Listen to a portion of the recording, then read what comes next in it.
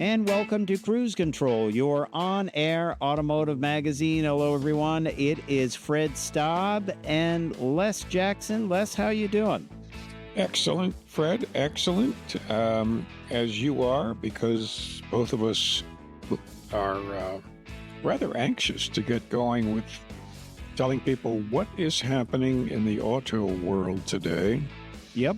Yeah, it's funny. People ask us frequently, well, is there anything new? And it's always, every day there's something new. Yeah. And then sometimes there's some old things that we like. Yeah. And BMW says its V8s are here to stay forever, basically, in the U.S., and at least in the U.S., and they say people want V8s no matter what, even if they make less horsepower than a inline six with a turbocharger. They just want that V8 sound, and they're going to get it from BMW. So we'll tell you about that, right?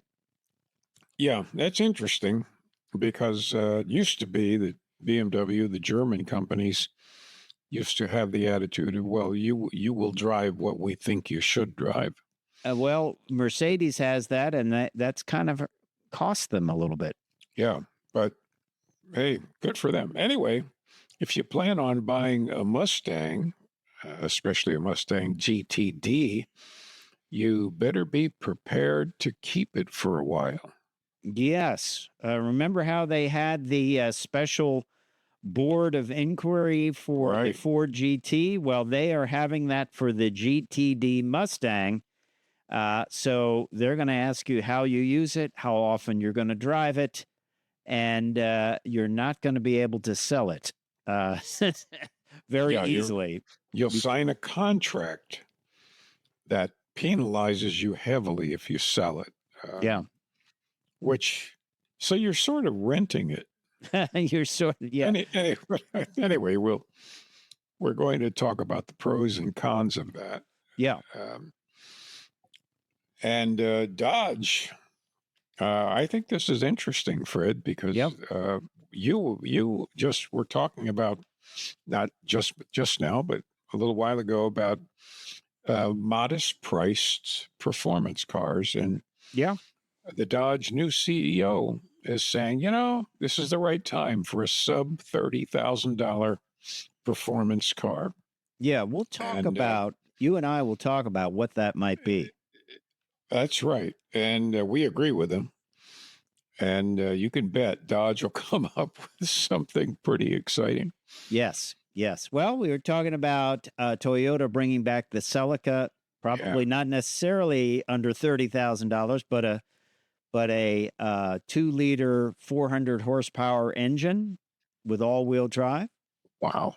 Maybe we'll talk a little bit about what Dodge might do. And then Volvo has an interesting reveal of its EX30. Once again, a somewhat affordable electric car, over 400 horsepower. And they revealed it in a unique way with this sort of cabin in the woods, I guess you would call it a very high-end cabin. Yeah. Well, highly anticipated, this car. You know that? Highly anticipated. I'm seeing a lot of these things on the road, so they're doing something right. Yeah. And speaking of doing something right, or at least quickly, the ZR1 Corvette breaks yet more records, and the Blazer SS sets the pace at Daytona, which, okay, that's fine, but the Corvette is just burning the tracks up. Yeah. Also, we're going to talk a little bit about Daytona. They're going to have to, I think they're moving up the start time of that because they've got some rain on the way coming in, which I kind of like the idea of thinking ahead and trying to avoid weather. Having been at many races that get rained out, or you're standing in the stands and it's like, whoops. So, and if you caught the last hour of Cruise Control, we talked about talking tech. It was a tire-related talking tech. Well, this hour, we're going to continue that. One. Yeah. What do eggshells and tires have to do with one another? Eggshells could be very expensive, by the way, because you have to buy Yeah, well, that's eggs right. to get them. These days, eggs are getting, I mean, relative. They're getting very expensive. Oh, Sad, very what, sad. what would you get a dozen for previously? A couple of dollars, and then It now used to be, well, we used to buy $8. organic eggs, and they might be $4. Okay. But now it's 10 or 12 just for eggs. Yeah. Eggs. Eggs. And you are going to start, or we'll call it a reboot of a feature we've done on Cruise Control. That is right. We're going to do it every week. Forgotten cars. And so we're going to ask you what to tell us about a forgotten car. Don't tell us which one it is, though. Oh, okay. Oh, okay. So we'll do it a little bit.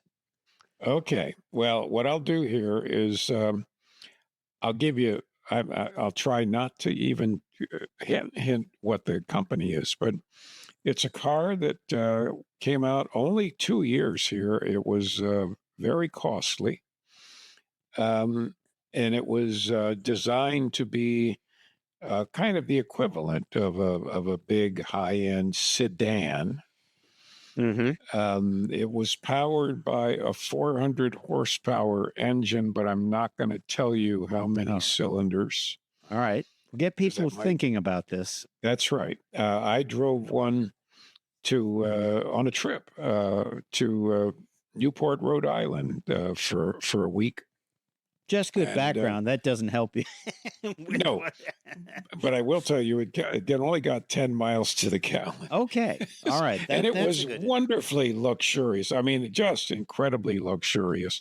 All right. But people didn't want it. Okay. There's your hints.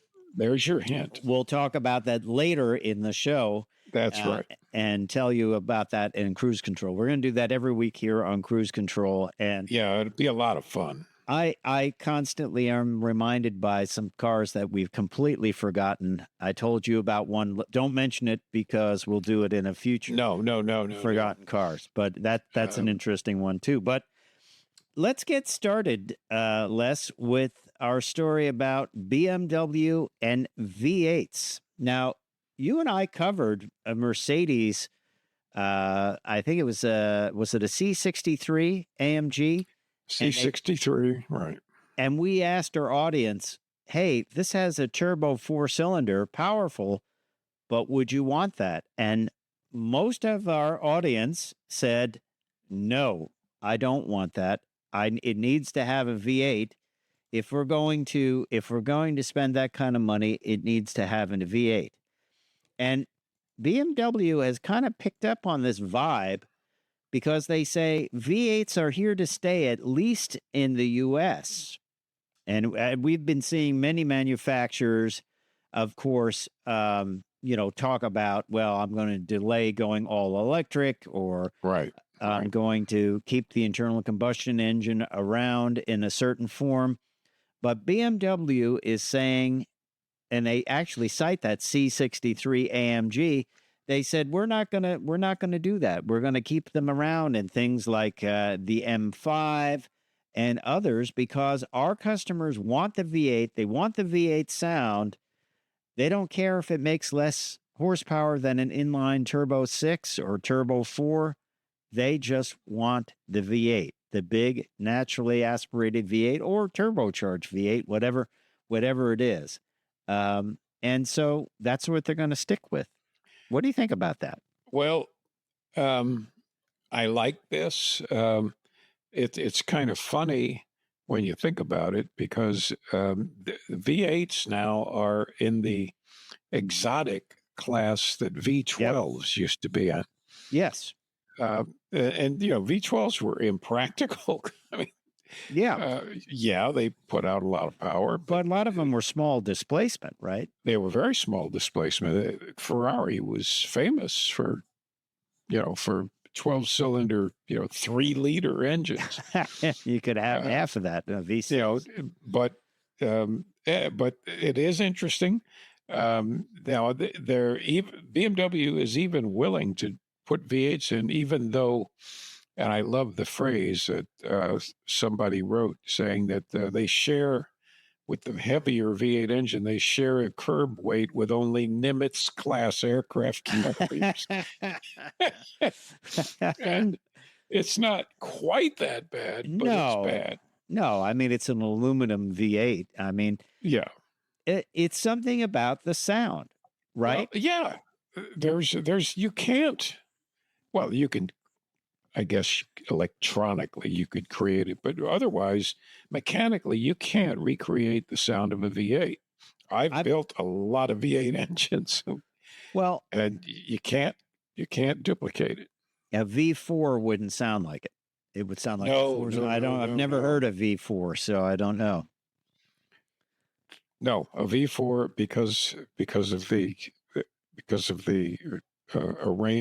arrangements, the sequence of cylinders. They sound horrible. Wow. To me, some motorcycles had those. So it basically has to do with the number of cylinders, the resonance, the firing order, all that stuff. Right. Yeah. I'll even go further. I like when we would go to Corvettes at Carlisle and they do the parade, I like the older sound of the, first and second generation Chevy V8s because it's a deeper sound than, let's say, an LS. Right. They were longer stroke. Yeah. So they had a deeper sound because the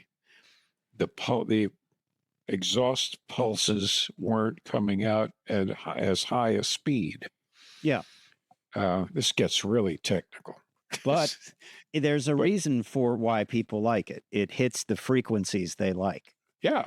Yeah. There are just certain sounds that are pleasant to people. Yes. Yes. Yeah, I agree. Well, like I say, maybe that tells you someone will make a very small displacement V8 just to get the sound. A 2-liter V8. How about that? Absolutely. And by the way, you can now buy an actual metal build a V8 kit for about $500. And it's a little tiny V8, weighs maybe 3 or 4 pounds, and actually works, actually runs. Can I run my clock radio with that? You can. I run my coffee grinder. That would be fun. It would be fun. Only single people could ever do this. Right. No one's wife is going to say, "Oh, that's a great idea." But yes, gas engine. I often see that when someone says, "Oh, I keep my car in my living room." I'd say, "You live alone, don't you? You're single, aren't you?" Yes. Yes. And they are. Yes. And frankly, I agree. It's probably best not to do certain things like that anyway, but that's true.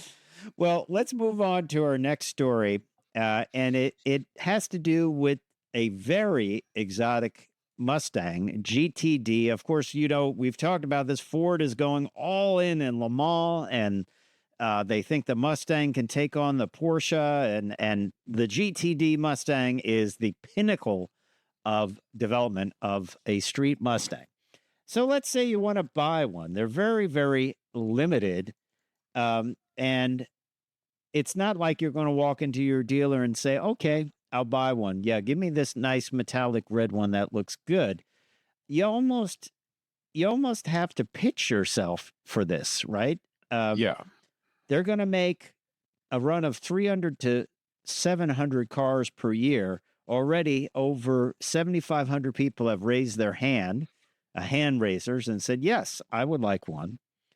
And you're going to have to basically go before a board of people at Ford. You have to sign a document that says you will not sell the car for at least 2 years. And they're going to look for how you're going to use the vehicle, basically. You cannot just put it away and say, "Well, I'll put it away for 2 years and then I'll sell it," right? You can't do that. I just think that's an insult to the engineers. I really do. Yeah, it should be. used. It should be brought out. And, but I guess that, you think about the league. I always thought, like, if you buy something, what do they care? Like, if you want to sell it, that's up to you, but they really want to control these things. And I guess, you sign a contract, you've got to honor that contract. John Sienna did this with the Ford GT. He sold it. He broke the 2-year requirement, flipping the car for a large profit. I'm not quite sure what happened to them. I think you have to pay Ford some kind of a very large penalty. But they have to design the penalty that it's not worth it. Like, if, yes, I flip this for $1 million, and then they say, well, the penalty is, $50,000. Okay, here's your cut. Right. No, I suspect, well, I don't know. We'll have to, maybe we can find out what this contract is, but whatever it is, it's it's painful. Yeah. So it's kind of unique, but we've seen this before. We don't see it with things like the ZR1 or whatever. Most vehicles are not limited, so you can just go in and buy them, and you got the money, you got yourself a car, buckaroo, right? Well, that's right. But when you got something that's a built-in legend, and you're only going to build a few, then you're buying it, and you're a caretaker, right, for some period of time, whatever that is. You're probably allowed to sell it after X number of years. Yeah, after 2 years. After 2 years. Okay, well, that's well, it's pretty fair. Look at it. People will take something to Barrett Jackson and sell it. There were ZR1s.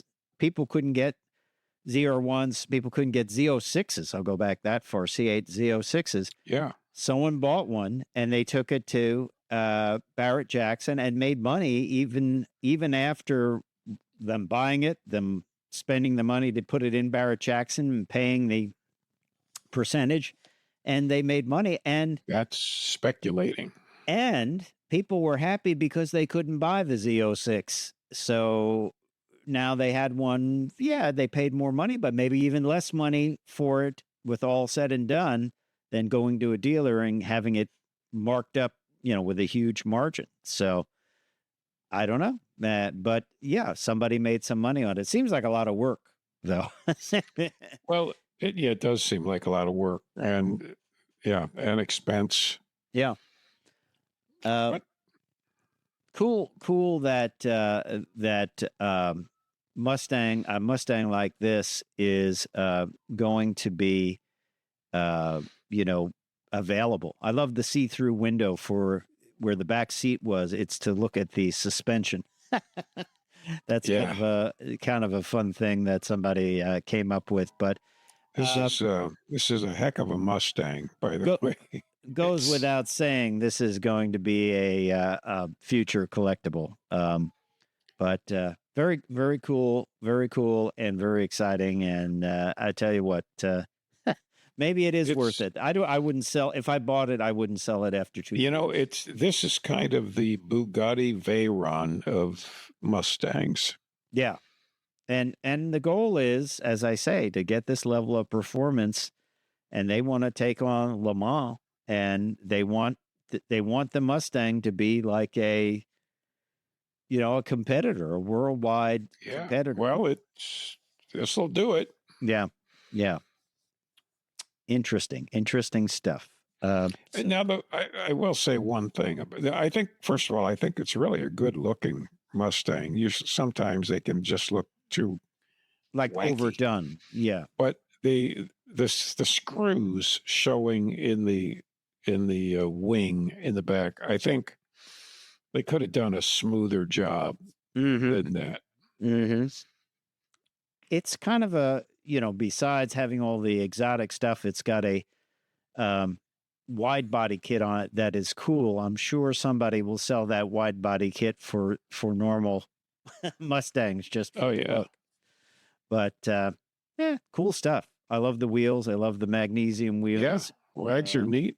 Yeah. Yeah, all in all, this thing is quite, it's just really impressive. Yeah. Yeah. Cool stuff. Who would have thought back in 1964 and a half that we'd be looking at a Mustang that where you would have to sign a document that you couldn't sell it. Yeah. Well, what does the Dodge's CEO have up his sleeve when it comes to performance? We all know that, once again, this is the big trend this year: more affordable, easier to get into. And in the case of Dodge, they want to make a sub $30,000 sports car. Back in the day, things like the Plymouth Roadrunner and others, Dodge Dart, 340 Dart, Duster, they used to be in the business of affordable performance, right? Yeah. It was a big thing. They were, well, in those days, they didn't much top $5,000. Yeah. And which would be about $60,000 or $70,000 today. So you theoretically could be a guy working an after-school job. Yep. And buy a 340 Duster or something like that, right? Oh, I had friends that bought cars like this. Everything from, GT 350 Mustangs to, well, never a Dodge Daytona with the big wing and the nose. No, that was even exotic back then. That's right. The GT, but lots of its time. lots of big engines in small cars. Yeah. So what do you think they could do to build a sub $30,000 sports car? We know we need a different. We actually need a car to put it. A car. That's the biggest problem. Well, and the question is, do you go about building something small, or do you just get a Challenger or a Charger body, and build it kind of cheap? Well, they're talking about taking on the MX-5. That starts at about 30,515. Okay. That's so two-seater. Are they going to go two-seater? Drivetrain, I thought about maybe the Tenali drivetrain, like a hybrid, a hybrid turbocharged 4-cylinder.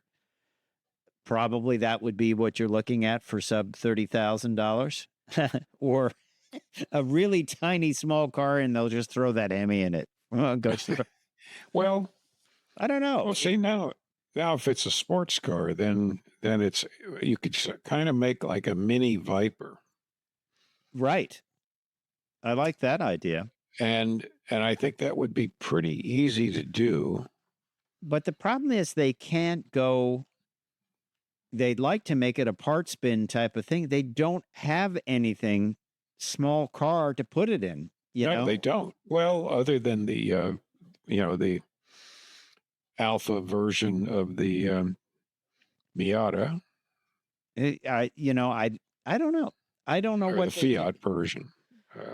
Maybe they could just take that platform and throw a little V8 in it. I don't know.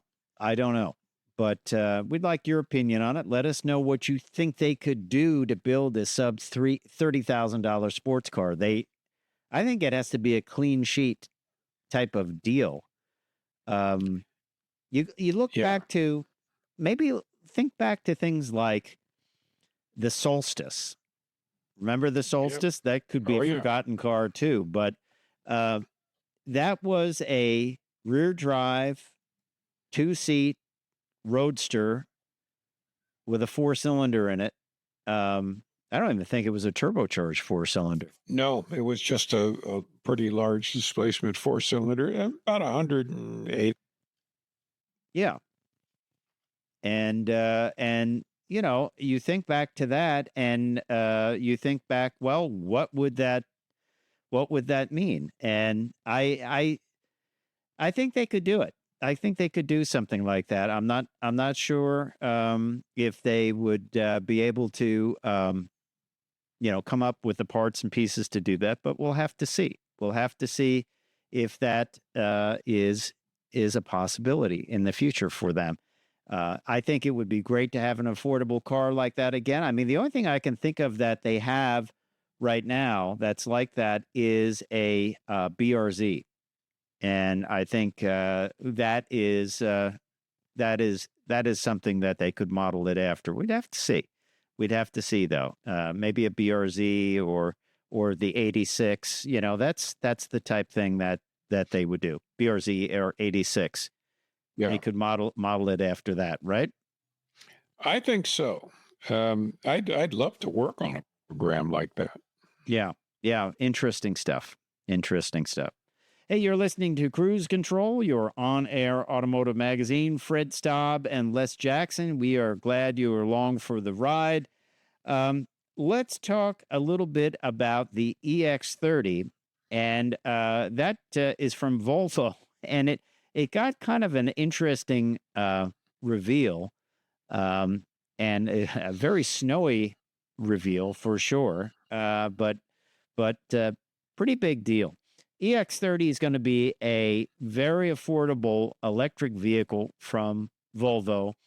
It is going to have about a 250-mile range, over 400 horsepower in that little package.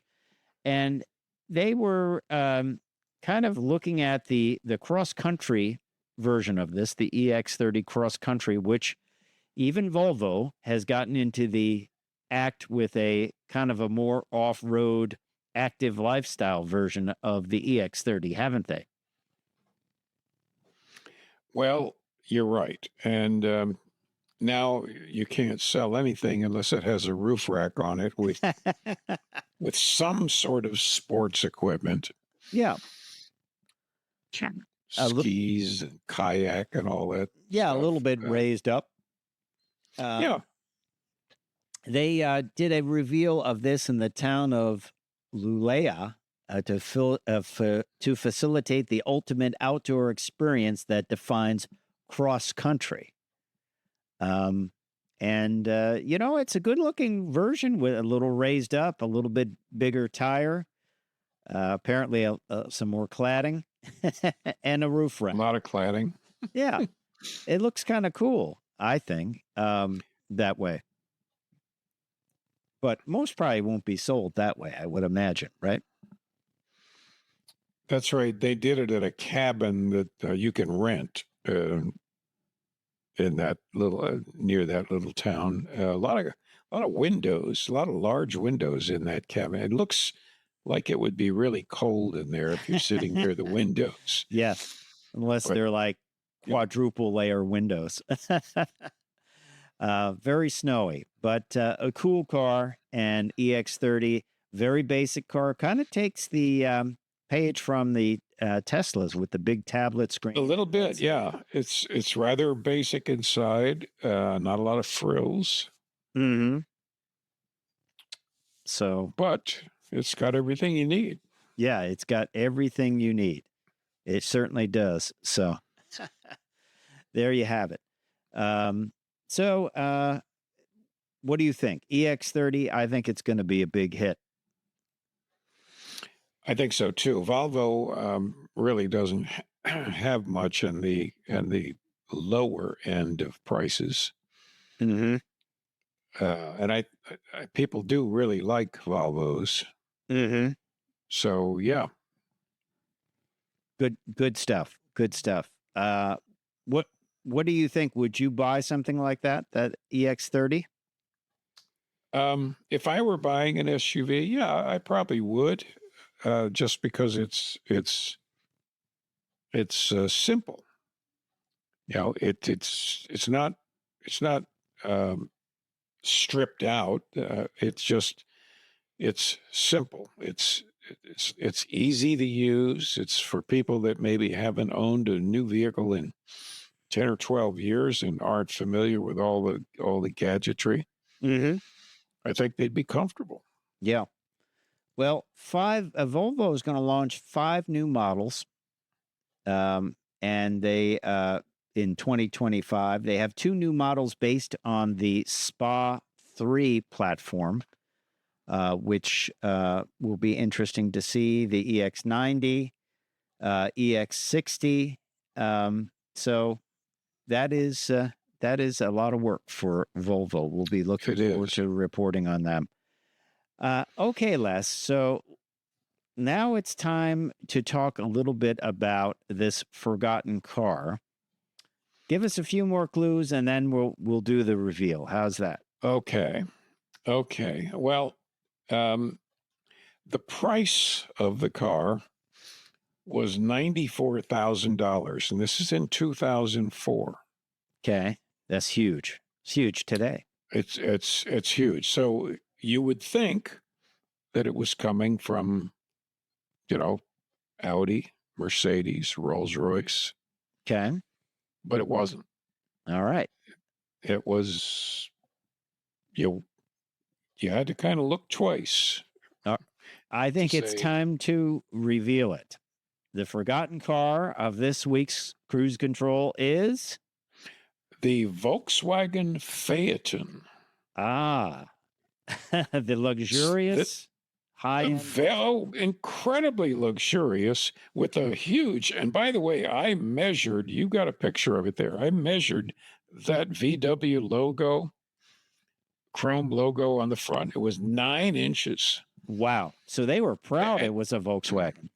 And when I was driving it up and we were going through the very, very wealthy section in Rhode Island, Newport, and we stopped at a cafe, and a couple people came up and said, "What is that?" And I said, "Well, it's a Volkswagen Phaeton." "Well, how much does it cost?" "It's really nice." "Well, it's $94,000. And everyone said, "I'm not going to pay $94,000 for something with a Volkswagen logo on it." Therein lies the problem. It was reverse.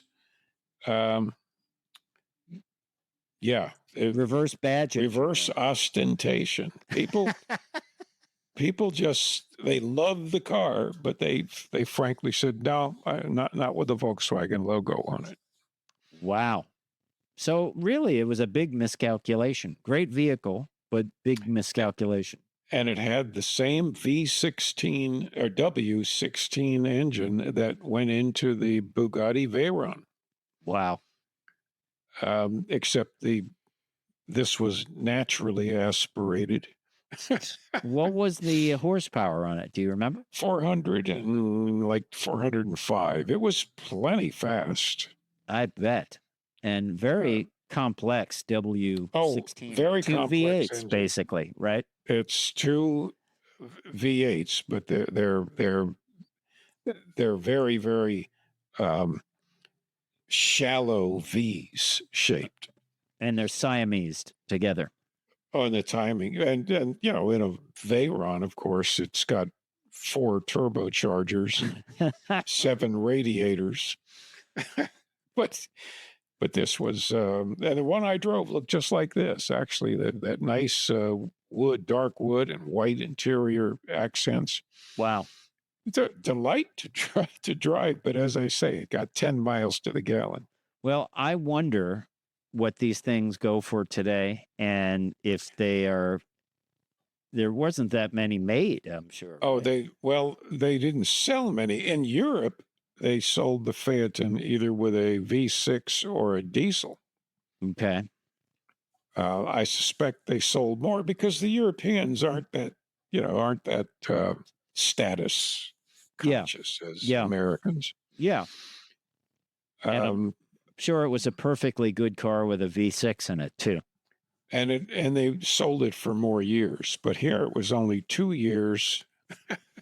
And I'd love to, you know what? I'm going to just search to see if any are for sale. Yeah. There you go.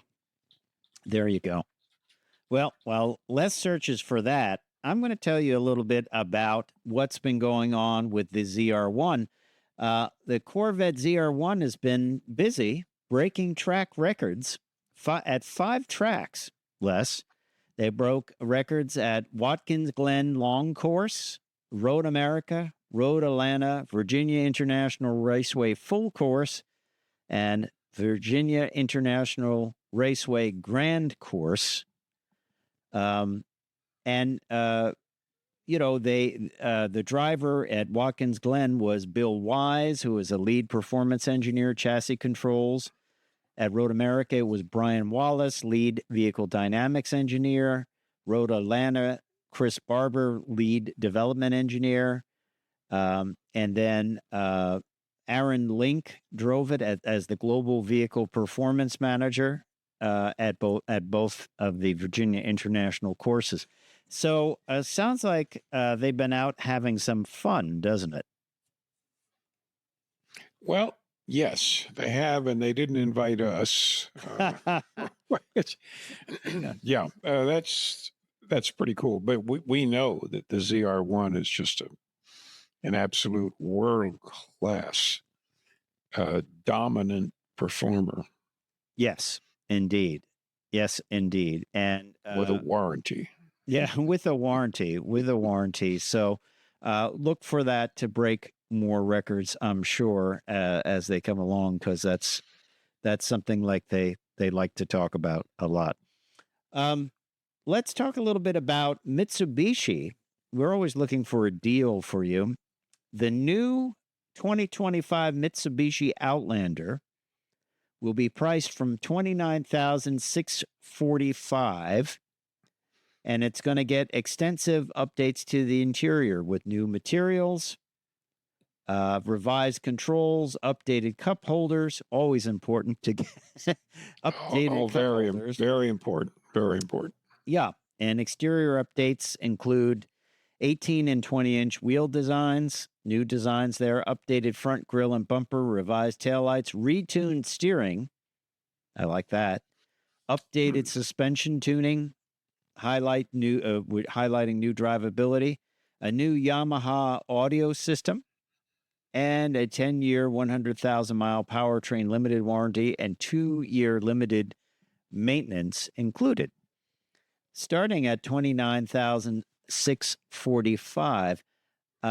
I don't know what they go up to, but certainly this could be a value for some people, right? It is a value for basically an SUV. Carries a lot of people. It's a people hauler, and all kinds of goodies. And by the way, it has a 10-year, 100,000-mile warranty, which is good. I mean, now the other problem you have to think about, Mitsubishi also is in trouble because they were tied in with Nissan, and they are struggling as well. So that's right. But certainly on the surface, this sounds like a good deal, doesn't it?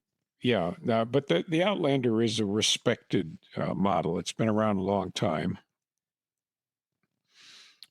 So I wouldn't worry about that. I would worry about finding a dealer. Yeah. Over to Daytona. Let's talk a little bit about what will be pacing the Daytona 500 this weekend. And that will be a Blazer SS. Blazer SS pace car, all electric, is their performance model of the Blazer. So that will be doing the pacing work. And they're going to start the race a little earlier, trying to avoid some rain, which is interesting that they would do that, which is good, but very proactive, because most races I've been at, if it rains, it rains. It's like, that's it. Maybe they would tell you, like, hey, thunderstorms coming in, get out of the bleachers. That's what I'm. Yeah, that's right. And it's, driving a race car in the rain is very, very tough. Yeah. And it's not fun. Not fun for the driver. Not fun for the viewers. Well, they can't do it in drag racing, and they can't do it in NASCAR, right? No, because of the tires. There's no. So this is as you say, they're being very responsible, and trying to starting get it early. Yeah, trying to get a full race in. So, and this Blazer is pretty quick. yes, it is. Yeah, it's a pretty cool looking car, I have to say. Now they do have a prototype NASCAR car, race car. Basically, this is the race car they're talking about that could eventually be used. Because let's face it, they're going to have to switch over to SUVs at some point because there'll be no cars left to model. Yeah. So this is what they're looking at, the Blazer as a potential prototype for NASCAR. I wonder if they would do that high wing. I don't know, but it looks like it does incredible burnouts. Yeah. Well, my gosh, look at the power. This is the EVR NASCAR prototype. And they showed this before the running of Daytona 500. Delivers over 1,300 horsepower from three 6-phase electric motors that instantly rev up to 15,000 RPM. And it's powered by a 78 kilowatt hour liquid cooled battery. So it's pretty stout. I don't think, though, that the NASCAR audience is going to go for electric power. I just don't think so. I agree with you. I think they want a whole lot of noise. Mm-hmm. They are going to have to switch over to an SUV, though. There's nothing left. Yeah, there are no sedans. You can't keep running the Camaro after it's been canceled, you know? On the other hand, you know, the Dodge Charger people, they're fine. They could run that new body style. That would look good as a NASCAR car. And the Mustang continues on. Certainly, so you can run that as a NASCAR car, continue that. But what will GM run? And it looks like they're going to think about doing this Blazer. But I don't know how that works. And how can you have teams running cars, you know, sort of stock cars, Mustang and Charger, and then have someone else running an SUV type thing? Wouldn't that be a problem as far as keeping cars equal? I think you don't have as efficient aerodynamically as the car bodies. Mm-hmm. Otherwise, I don't think it's that much problem. Okay. Interesting. I don't know rules wise, but we'll have to see. Either. And of course, Toyota does well. They have their Camry. That's not going to be a problem for them to continue running that. So the big problem is GM. What do? They can't run the Corvette. They can't run a Corvette ZR1 body, but that's their only car left. That's it. Yeah. Not even the Malibu. So, we covered that. So. Yeah. Well, they could run a Malibu fleet car. That's right. A rental car. Yeah. I don't know. It's a big problem. It's a big problem for them, but I guess it is the Blazer, and we'll have to see. They're floating that trial balloon. Hey, do you want to talk a little tech? We've been talking tech about tires, and we're still going to do it. Yeah. Yeah. Why don't you take it? Let's talk eggshells, rolling on eggshells, right? Well, that's right. Yeah, as Stellantis says, if you're walking on eggshells, you get a lot of stress. But driving on them it is not a problem. Okay. There's a patent that takes eggshells out of the compost bin, puts them into the tire compound. Mm-hmm. So specifically, what they're looking for is the calcium oxide from eggshells, right? To replace carbon black and silica. Okay. As a tire filler, and that's pretty nice in itself. And what you get, well, first of all, it's a natural material. You're not using carbon black, which, by the way, is it's soot. Very dirty to manufacture. It's basically soot, they say. It's most of the carbon black is incinerated bones. Oh, wow. Yeah. Yeah. Anyway, it's pretty disgusting. But if they can use this material, it's just, it's just much cleaner. It's much more environmentally satisfying, and you get all these. I mean, how many eggshells are in landfills? It's got to be an awful lot. Yeah, I don't know enough about eggshells. Do they dissolve? I guess they do. Well, they might over time, sure. Yeah, it's calcium, basically, right? It's calcium oxide. Yeah. So, yeah, well, anyway, natural rubber is actually white. Really? It's always been turned black. If you look at very, very old cars from the first decade of the 20th century, the tires were white. Wow. Because it was natural rubber. Okay. So these tires would also be white-ish. Or they could be dyed somehow. Probably. Well, you could dye them, hopefully without carbon black. No, because then you. But having black tires is advantageous, isn't it?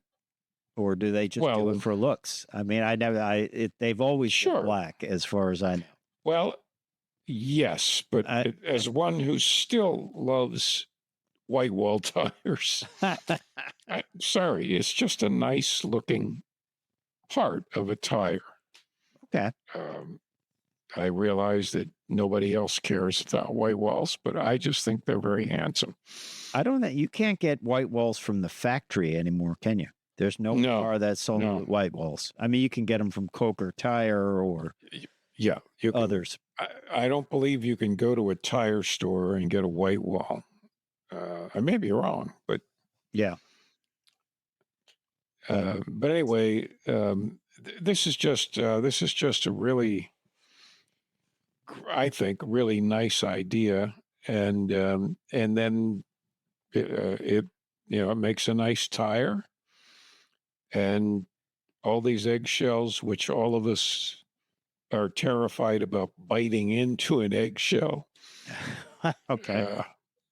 But yeah, I just think using natural chemicals is always better than using manufactured chemicals. Right. Yeah, I agree. If you can use things like, hey, they use water bottles to make plastics, plastic parts inside cars. They used old denim jeans and work clothes to use as insulation that's repurposed. I think that's all good. That's all good to do. It is all good. Why not?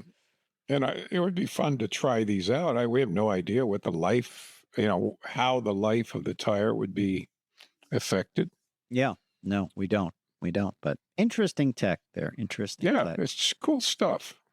All right, let's talk a little bit about the Scout brand. Of course, this is a offshoot of Volkswagen, and they have a couple of great vehicles, an SUV and a pickup truck. They're going to have extended range vehicles. Of course, they're just at the taking of order stage. Part of the problem is, though, they are part of Volkswagen, and their business model involves direct sales. Yeah. And here come the dealers. Yep.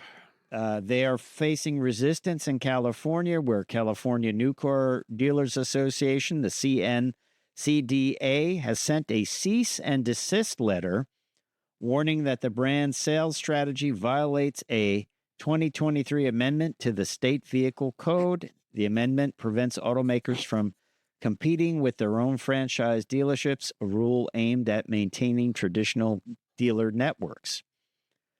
And so others have gotten around this, but the problem is Scout is part of VW. In Florida. That's a problem. A group of Volkswagen and Audi dealers has filed a lawsuit against Scout, arguing that the company is violating the state's dealer franchise laws by accepting deposits for its vehicles. Under Florida law, even deposits are considered sales, and Scout has already secured over 50,000 of them. So, okay, I have a solution for this. Okay. Don't sell them in Florida. Well, California and Florida, other states are going to follow suit, right? But what if you just sell them, in border located dealerships and put them on a truck and pickup points? I mean, there's nothing illegal. You can't.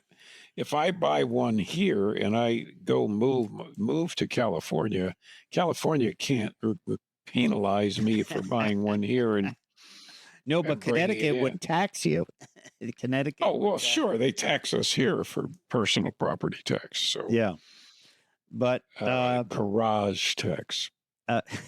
You call it what you like. Sure, that's what it is. It's called garage tax. But what will happen here? People really want direct sales. Will they do something like Hyundai? I think has done it well, where they sell on Amazon. Yeah, they sell through a dealer, but the good thing is, people don't want to go to a dealer. They don't want any contact with them, or very, very limited contact with them. That's right. And you can buy it on Amazon. You put it in your cart, and that's it. Then I guess you might have to talk with them about paperwork or whatever, but the price is agreed on. There's no, I don't know if they try to upsell you with the dealer installed junk or what, but, is there a workaround, or do they have to spin Scout off of Volkswagen? But it's still always going to be part of Volkswagen, because they're going to build these things in a U.S. based plant. It is Volkswagen's money. So how does this all work out, do you think? Yeah. I think it's rather small of the dealers who otherwise do not sell Scouts that they're suing because they happen to be Volkswagen dealers. If they sold something equivalent to the Scout, I can see maybe some justification, but they don't sell it. It's they don't sell Jeeps either. Yeah. So I just think that this is greedy and sleazy. Well, do you think the dealers think, especially Volkswagen, Audi dealers think, hey, this is a Volkswagen, we should be selling it. We should be doing it. It's like another brand of Volkswagen. I'll bet some of the dealers are Scout dealers. They picked up the franchise. Yeah, there is no franchise. There is no franchise. We're early days. Yeah, I don't know. I just think they should leave it alone. The future is going to be buying direct. Yeah.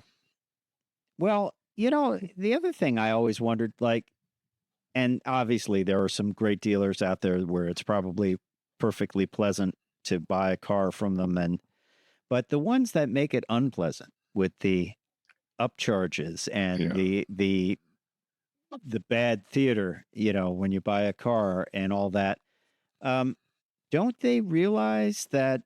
I guess they feel, hey, we have this mandate and we're going to do it. But you could make your people feel a little bit better if you change the way you do business a little bit. Yes. Well, that's right. There are still some junkyard dog type dealers.